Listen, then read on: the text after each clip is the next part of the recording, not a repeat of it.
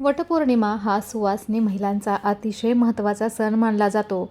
पतीच्या दीर्घायुष्यासाठी आणि अखंड सौभाग्यासाठी या दिवशी महिला उपवास करतात आणि वडाच्या झाडाची पूजा करतात. विशेषतः नवविवाहित महिलांसाठी या सणाला खास महत्त्व असतं. सनातन परंपरेत वटपौर्णिमेचा उपवास हा केवळ एक धार्मिक विधी नसून निसर्गाप्रती आदर, वैवाहिक निष्ठा आणि वैज्ञानिक दृष्टिकोन यांचा एक अद्भुत संगम आहे. या दिवशी वटवृक्षाची पूजा केली जाते. धार्मिक मान्यतेनुसार वटवृक्ष हे त्रिमूर्तींचे निवासस्थान मानले जाते. भगवान ब्रह्मा त्याच्या मुळामध्ये, भगवान विष्णू त्याच्या खोडात आणि भगवान शिव त्यांच्या फांद्या व पानांमध्ये वास करतात. जेव्हा विवाहित स्त्रिया वटपौर्णिमेच्या दिवशी वटवृक्षाला सुती धागा गुंडाळून त्याच्या भोवती प्रदक्षिणा घालतात, तेव्हा त्यांना तिन्ही देवतांचा आशीर्वाद मिळतो असं सांगितलं जातं. तर या दिवशी आपण पूजा कशी करणार आहोत, मुहूर्त काय आहे, तर या दिवशी राहू काळ काय असणार आहे, या सर्व गोष्टींची माहिती आजच्या व्हिडिओमध्ये आपण जाणून घेणार आहोत.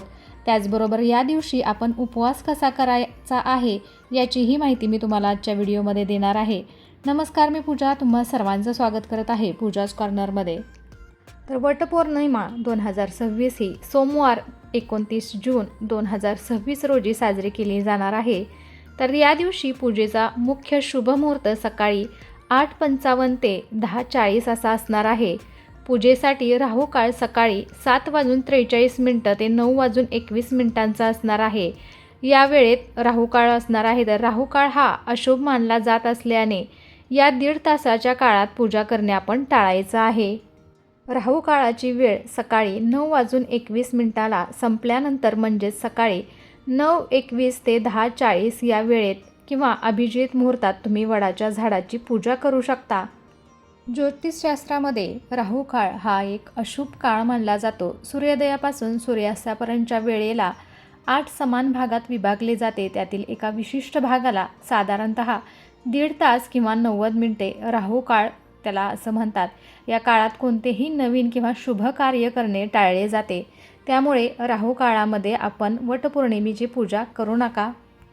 वडाच्या पूजेसाठी आपल्याला हळद कुंकू, वडाला बांधण्यासाठी दोरा किंवा कापसाचे सूत, बांगड्या, मंगळसूत्र व इतर सौभाग्याचे साहित्य, फुले, अक्षदा, एक तुपाचा दिवा, विड्याची पाने, 5 फळे, आंबा, पाण्याचा एक तांब्या घ्यायचा आहे, ओटीचं साहित्य घ्यायचं आहे. घरामध्ये जो गोडाचा पदार्थ बनलेला असेल तर तो नैवेद्य आपल्याला वटपौर्णिमेच्या पूजेसाठी आपल्याला असं ताट तयार करून घ्यायचं आहे. वटपौर्णिमेच्या दिवशी सकाळी लवकर उठून स्नान करावे. घरातील देवपूजा करून घ्यायची आहे. वटपौर्णिमेच्या उपवासाबद्दल सांगायचं झालं तर बऱ्याच जणी वटपौर्णिमेच्या दिवशी निर्जल व्रत ठेवत असतात. तर काही जण एकभुक्त राहून व्रत ठेवतात. आपल्या हिंदू रीतीनुसार या दिवशी विवाहित महिलांनी सकाळपासून व्रत करायचं आहे. वडाची पूजा झाल्यानंतर बऱ्याच महिला पाणी पिऊन व्रत सोडतात. तर काही जणी संध्याकाळी सूर्यास्तानंतर व्रत सोडतात आणि बऱ्याच ठिकाणी हे दुसऱ्या दिवशी सकाळी म्हणजे पूर्ण दिवसभर आणि रात्रभर उपवास केला जातो आणि दुसऱ्या दिवशी सकाळी बऱ्याच महिला हे व्रत सोडत असतात. तर तुमच्याकडे जशी पद्धत आहे त्या पद्धतीनुसार तुमच्या घरातील मोठ्यांना विचारून तुम्ही हे व्रत किंवा उपवास करायचा आहे. व्रताच्या दिवशी सकाळी आंघोळ करून नवीन वस्त्र आणि सौभाग्य अलंकार परिधान करायचे आहेत. वडाच्या झाडाची पूजा करून पांढरा धागा बांधून 7 प्रदक्षिणा घालायच्या आहेत. तर दिवसभर निर्जल किंवा फलाहार उपवास करून दुसऱ्या दिवशी सकाळी उपवास सोडावा. सकाळी आपलं देवपूजा झाल्यानंतर मला आणि माझ्या पतीला आरोग्य संपन्न दीर्घायुष्य लाभो अशी प्रार्थना करत आपल्याला उपवासाचा संकल्प करायचा आहे. त्यानंतर आपल्याला पूजेचे साहित्य घेऊन वडाच्या पूजेसाठी जायचं आहे. सर्वप्रथम आपण अक्षदांवरती श्री गणेशाची आपल्याला स्थापना करायची आहे. यासाठी आपल्याला एक सुपारी घेऊन जायची आहे. अक्षदांवरती सुपारी ठेवायची आहे. ओम गणेशाय नमः हे मंत्र बोलून आपल्याला पूजेला सुरुवात करायची आहे. गणेशाला फूल, अक्षदा, दीप, धूप आपल्याला दाखवायचा आहे. इथं सर्वप्रथम आपल्याला विडा मांडून घ्यायचा आहे. वडाच्या झाडाला आपल्याला हळदी कुंकू लावून घ्यायचं आहे. त्याचबरोबर वडाच्या झाडाच्या मुळाशी आपल्याला पाणी अर्पण करायचं आहे. आपण जी वस्त्रमाळ नेली होती ती वस्त्रमाळ आपल्याला वडाच्या झाडाला अर्पण करायची आहे. फुलं व्हायची आहेत, फुलांचा हार नेला असेल तर आपल्याला वडाच्या झाडाला तिथे फुलांचा हार अर्पण करायचा आहे. बऱ्याच जणी वडाच्या झाडाभोवती पाण्याने प्रदक्षिणा घालतात आणि शेवटी वडाला धागा बांधून 7 प्रदक्षिणा मारायच्या आहेत आणि अखंड सौभाग्याची आपल्याला इथे प्रार्थना करायची आहे. फुले, अक्षदा, फळे अर्पण करून दिव्याने आपल्याला वडाच्या झाडाचं औक्षण करायचं आहे. पतीच्या उत्तम आरोग्यासाठी, दीर्घायुष्यासाठी आणि सुखी संसारासाठी आपल्याला प्रार्थना करायची आहे.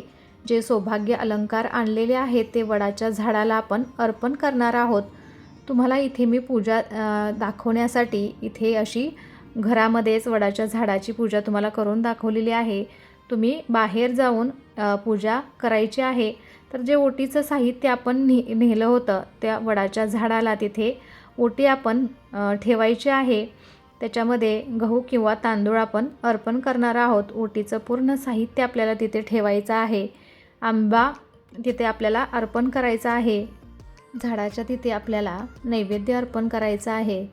वटपौर्णिमेचा उपवास वडाची पूजा झाल्यानंतर किंवा दुसऱ्या दिवशी सकाळी सोडला जातो. आपल्या पारंपरिक पद्धतीनुसार काही महिला वडाची पूजा आणि कथा पूर्ण झाल्यावर लगेच पाणी पिऊन उपवास सोडतात, तर काही जणी संध्याकाळी चंद्रदर्शन घेऊन दुसऱ्या दिवशी सकाळी उपवास सोडतात. तुमच्या कौटुंबिक परंपरेनुसार तुम्ही उपवास सोडायचा आहे. आमच्या भागामध्ये संध्याकाळी देवाची पूजा करून आणि गोड नैवेद्य खाऊन उपवास सोडण्याची प्रथा आहे. तर काही महिला दुसऱ्या दिवशी सकाळी 10 नंतर किंवा सूर्योदयानंतरच अन्न ग्रहण करून उपवास सोडतात. पूजा झाल्यानंतर आपल्याला दीप धूप दाखवायचा आहे आणि प्रार्थना करायची आहे. हे सर्व मंगल देवी मला अखंड सौभाग्य आणि वैधव्यरहित आयुष्य दे. हे पतिव्रते तुझ्या कृपेने मी हे सौभाग्य प्राप्त केले आहे. जसं सावित्री आणि सत्यवान यांचा वियोग कधीच झाला नाही, तसाच आमचा वियोग कधीही न हो आणि प्रत्येक जन्मी हाच पती मिळो. आपल्याला जर संस्कृत श्लोक म्हणणे कठीण वाटत असेल तर आपण शुद्ध मनाने अशी प्रार्थना करायची आहे. हे व्रतवृक्षा, हे सावित्री सत्यवाना, माझ्या पतीला उत्तम आरोग्य आणि दीर्घायुष्य लाभू दे. आम्हा दोघांना अखंड सौभाग्य आणि जन्मोजन्मी एकमेकांची साथ मिळू दे. त्यानंतर 5 सुवासिनींची आंबे व गव्हाने आपल्याला ओटी भरायची आहे.